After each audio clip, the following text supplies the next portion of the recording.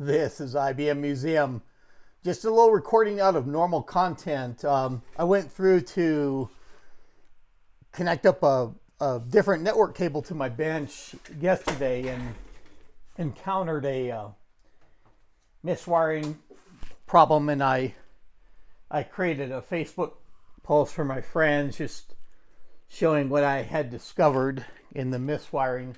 But I'm about to do another cable tonight, and it looks to be about the same cable composition. At that time, the tag, I kind of recognized the location it was. I went through, I've got my little masking tape label that's wore out that tells me it's 28 feet in length. And just beyond the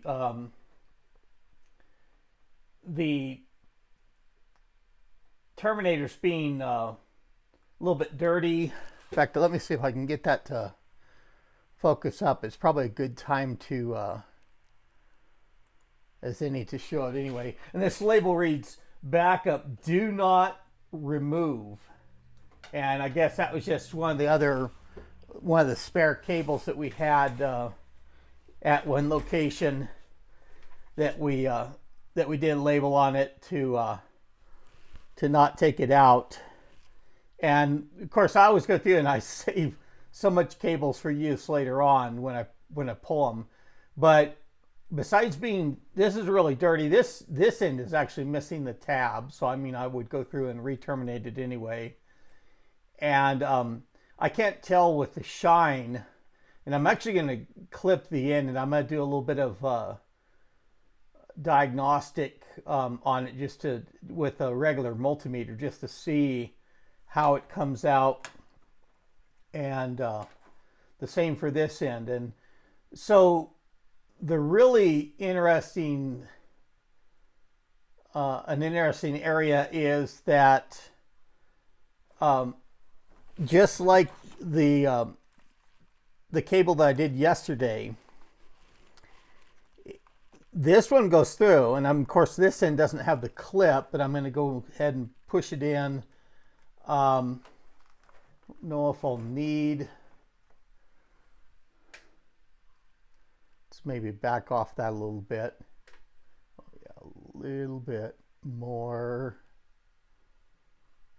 Okay, and this is a real cheapo cable tester, but I go through and just, I'm going to drop that down to test.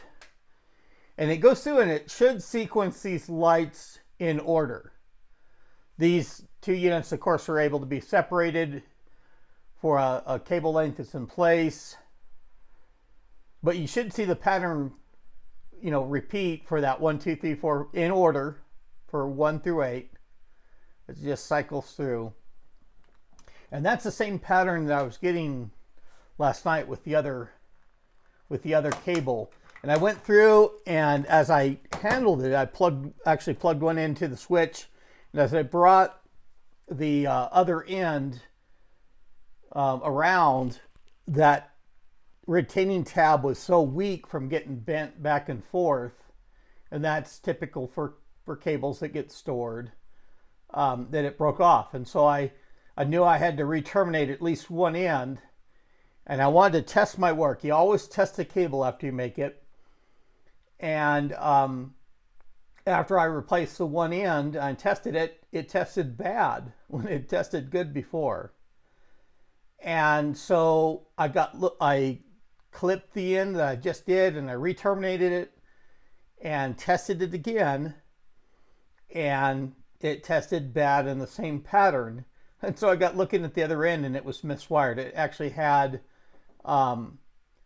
some of had two stripe wires that were side by side and two colors that were side by side, and it looked a little bit like that. In fact, here is one of the, in fact, I could probably zoom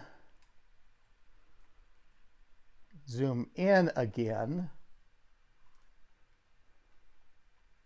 get a good focus so I know what that right focal length. But that you can see a little bit better in there. And it's also more evident on the way I'll go through and re-terminate. You can see that in the center, the two, and it's probably the white blue and the white green, and then you see the blue and the green off to the right, and the orange pair and the brown pair look good, but just that center, and who knows, this, it may have been cabled by someone that was more used to like a T1 pinout or something like that. I'm an 568B guy, and I know the color codes. I know how to do it off the top of my head. And every cable I terminate, it does. I mean, that's why I was frustrated with that. I did the first in and had to clip it, because typically every cable I do is 100% correct. So we're going to go through, and I mean, just like the other cable, they didn't go through and they didn't really use the strain relief effectively there. On this, it's maybe a little bit better, but this is not even how I do my cables. And a lot of time I'd go through, and I was a comb guy. There's odd little combs that you can put in there to keep your wires all straight, and you have to trim the wires to get them in the right distance with these that don't that are solid at the end. And I'll show you the terminators that I buy now. I just got another batch because I just have a few on my bench here. And we're going to go through and we'll actually clip with a little bit of lead to them. I'll just pull the sheath. And so there's our pairs. Orange, white, orange. Your blue, white, blue. Green, white, green. And brown, white, brown. And this is odd cable. Of course, I go through and I check the cable, because I'm only going to reuse anything that's 5E, category 5E and above anyway. I'm not going to use anything below that's Cat 3 or Cat 5. I still do have a couple lengths of those around.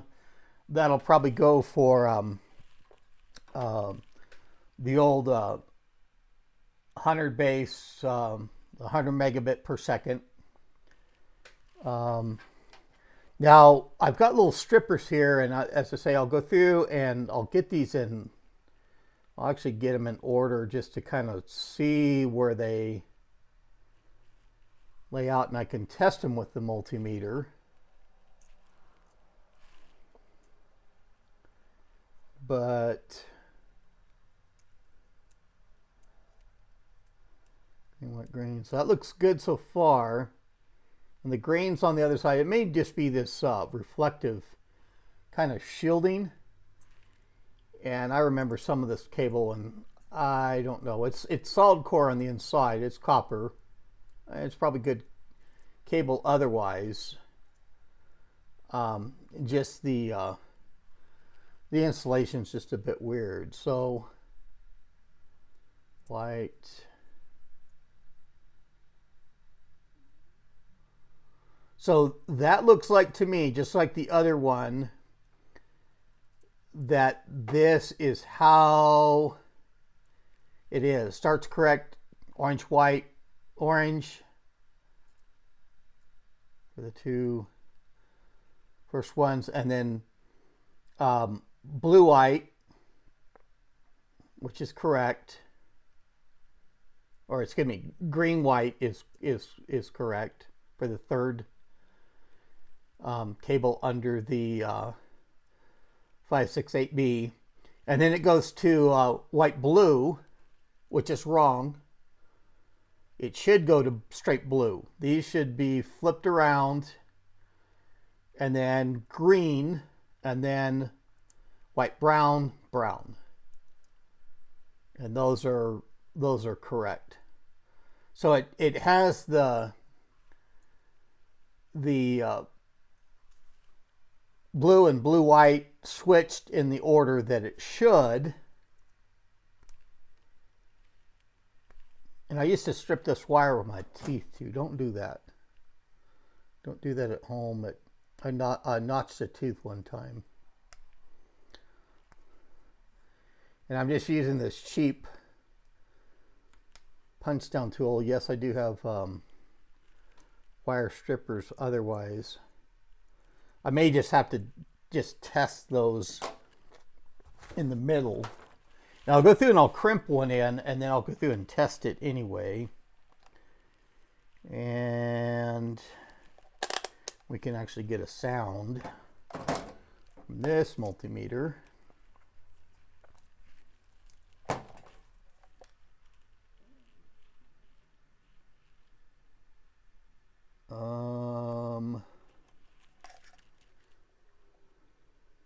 Okay. Maybe I don't have, that's so new I don't have batteries in it yet. I got batteries around. But I'll go through and I'll open up the compartment just to check, and then, and then well, I guess I could leave the camera rolling. Some B-roll footage here. Because I think these are AAA. If they're AA, I will pause the video and go get some. But okay, magnetic screw attached to the magnetic tip. No, got these cheapo batteries in there. Well, I don't think it was on in my case. It's what happens so much of the time.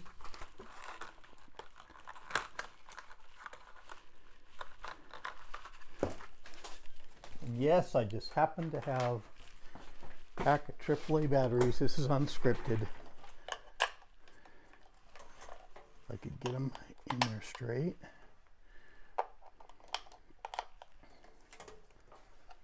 Okay, that's better. So maybe it had been left on, or those just cheap Chinese batteries for shipping it with. Because I mean, I don't know. I'm gonna change those out. Those no-name ones. I got enough spare batteries around that I can do that to change them out. We're going to go through, and we were going to go through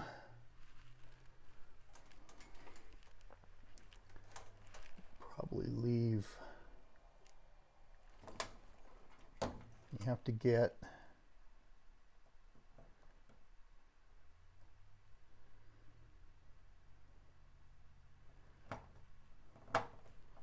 I don't know if I'm able to get down in that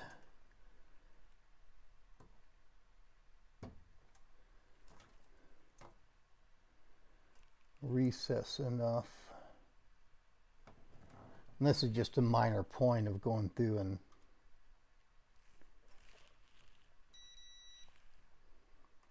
again, it's just me testing things. Okay.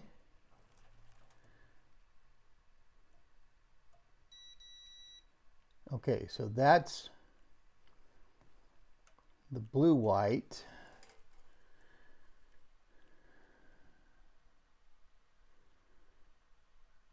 Okay, so I should check. Yeah, I was checking for I was checking position 3, and I said that it looked like the green-white.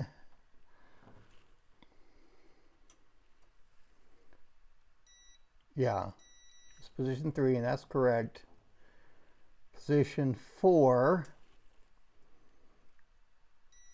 is my blue-white, which is wrong. It should be blue. Next over is going to be blue, which is wrong because it's inverted. and then it goes to position 6 is back to solid green. Okay. So it's getting down in the recess properly with my multimeter, and yeah, so that's correct. So yeah, these have the blue, white, and blue inverted from what they should be. And that follows where, but it's stripes and colors, solid colors always alternate, and the blue pair is flipped, normally in order. And they're the centermost pins. So we're actually going to go through.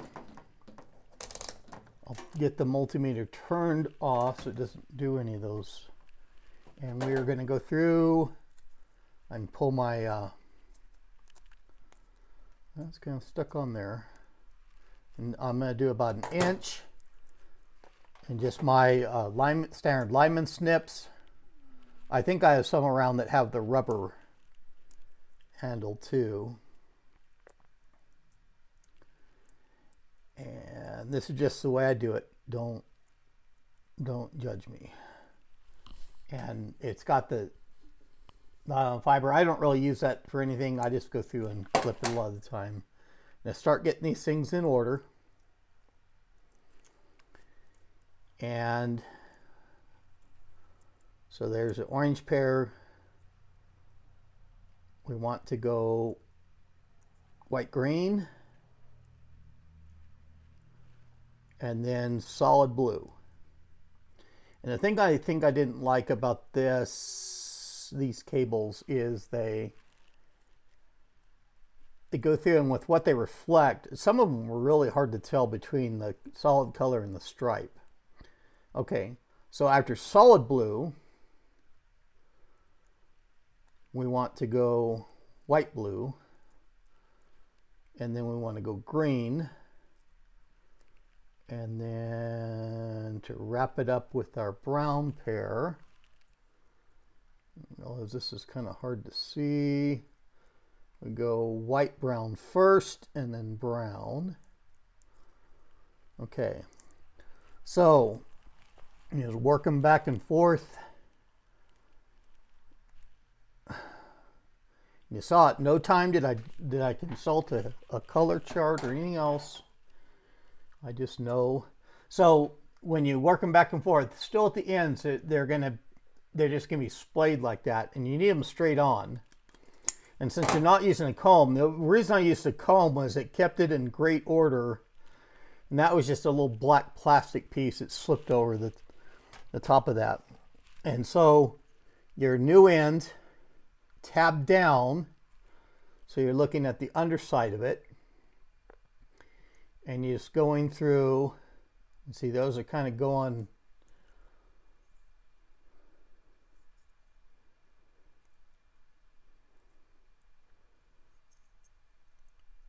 out of order as I get them in, but and then you want to confirm, and so you want to get the jacks that feed the individual wires through. They come out the head of the plug that you're wiring up. I'll show you what a picture of those is like. You want to get them like this, and that even shows the correct order for the 568B. For the stripe colors, it doesn't show, the colors there, but but it's enough to see that they alternate in this old plug that I just cut off. It has that mismatch. It's got that blue pair in the wrong order. So you can go through, and I'll hide that. And So, and then I really go through and I really just get that cable sheath up in there. And that way, going through and using when it crimps down on the string relief, that'll go through. And these aren't anything fancy for crimpers, cheap enough. And probably just some Chinese copy. I don't think they're branded for anything. They've got the pin stuff correct on how pin 1 through 8. This has some stripping functions and stuff like that you can use instead of like the snips. I just like having the different tools. I like having the lineman snips. And you just go through and mesh it a couple times. Make sure that it's crimped on. And we got that nice big old tag. I'll have to just cut that off later to I don't need it. I don't need a do not remove. And so let's go through and even look. Say these parts separate. I wanted to show, when we're talking about other tools, just to bog standard tools that are out there. This is a punch down tool, and it's much better than these cheap things like this. And these don't cut anyway. They don't have a cut end. And the bits, they do have a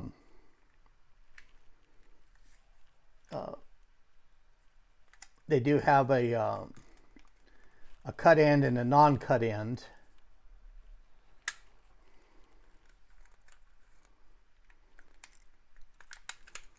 Okay, come on.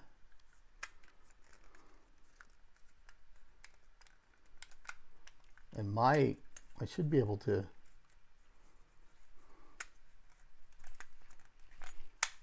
And so that's for like a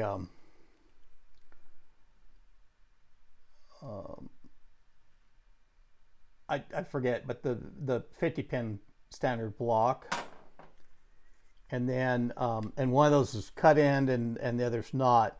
But what I noticed, I do have the cut end, so this doesn't detract from what I'm saying anyway.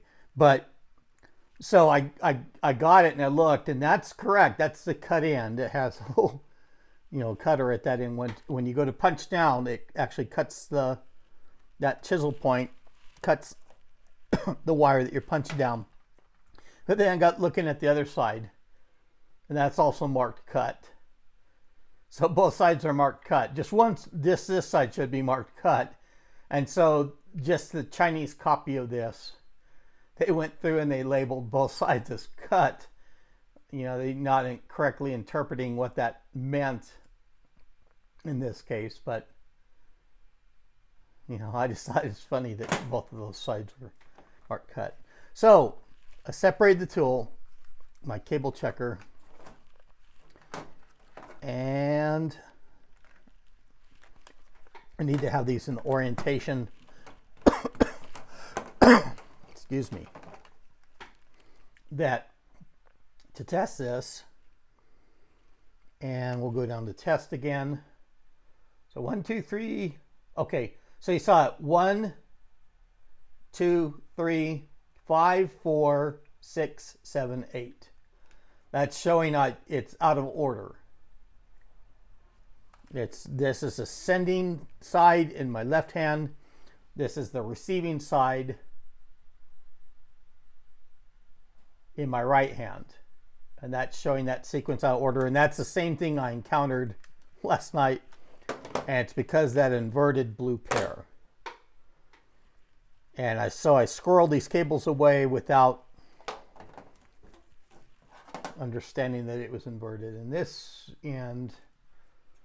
So as we went through and tested, we don't have to, this end is the same way. And if you have both ends with the same cabling, it will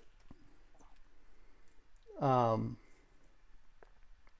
it just doesn't conform to the standard. I mean, you can switch pairs around, but the sense of the having standards in the 568 wiring order, so somebody can look at it and tell if it's 568A or 568B. And really a straight through cable, like you mostly experience these days, it's 568A or 568B on both ends. And if you have one end that is 568A and the other end is 568B, it is a crossover cable. And crossover cables are not really used all that much anymore. There was a time in the past, the MIDI and the MIDI-X for crossovers. Switches have the modern network interfaces have the ability to flip that cable however it needs to be now.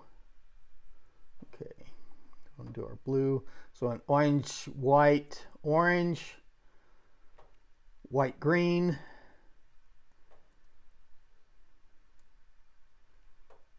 blue, blue, white,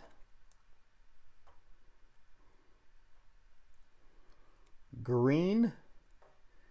And when you do it my way with the lineman snips, when you cut the sheath off, you have to make sure you don't nick any of these wires. I've done it, and of course it's just like anything like soldering. You get better in practice, and that's a little bit of what I'm talking about. It's not as visible there, but just you can see it in part for the reflection. For that set, it's sometimes kind of hard to tell what the solid color is and what the stripe color is, at least to my eye here. And this is actually the white brown, and then brown. So we make sure we've got our colors correct. And see these, some of these wires are trying to ride over the top. And that's why I go through and you just flex it back and forth and pull. See, there's the brown, trying to ride over the brown white. And you just get those in the order that they're supposed to be in. And the ends are still kind of splayed out because you can't just pull to straighten those. You clip them with the snips. And that way they're all even, and they don't necessarily have to be even. Before, you had to plan with these closed in. I think that's still an open end clip there, but with these with a closed end before, you had to cut these to kind of length to match up to where it'd be, and that's why you have these, those individual wires. So you didn't have the sheath in there because people would go through and gauge, and I kind of knew the measurement and everything else I'd do to trim that. A lot of time I'd come up with about a 1/4 inch or so, but it's just easier with these to go through. Again, tab side down, you're looking at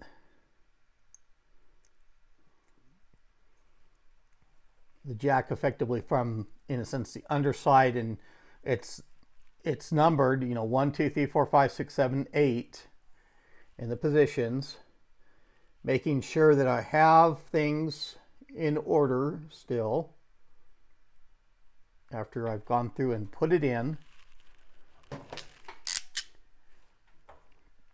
Get the crimper, and it's got a blade. It goes through and cuts that extra wire out of there. Your cable, including your sheath, is jammed in there so good that as it goes through and crimps and uses that strain relief down here, pushes that in to really crimp the cable and make it so it wouldn't pull out. That's going to go through and last. And again, what do? After every cable we make, we go through to test.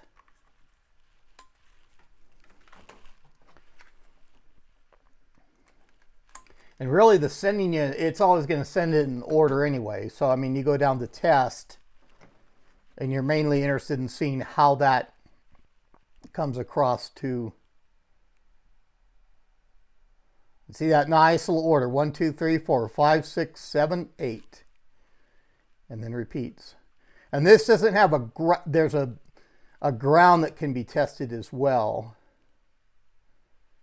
Or a shield that's used in sometimes, but I mean, this is twisted, unshielded, or unshielded twisted pair, UTP cable.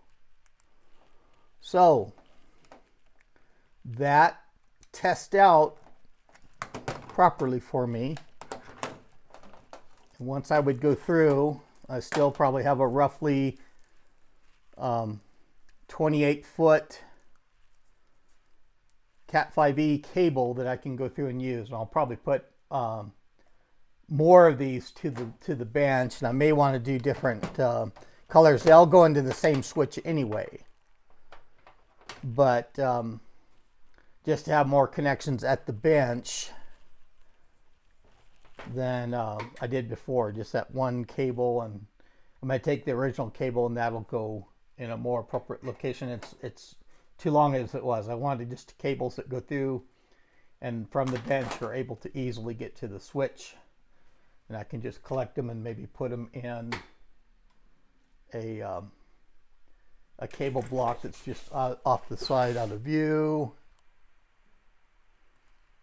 Let's go kind of straight on again. I was bumping my webcam when I was in there close, but yeah, I've got the cable block that I go through and holds things in place for being able to plug those into places and just get organized, just clean up my mess and put my tools away. But that is cabling 101. And so if you just enjoy this off-the-wall content, click on that like button, please. And subscribe to my channel if you have not already. I mean, I'd like to touch upon a lot more aspects to the networking. And, you know, in later videos, those will be coming up. Subscribe to my channel if you've not done already, and recommend that to your friends. Always can use more subscribers. But that's all I have for now. This is IBM Museum. Thank you.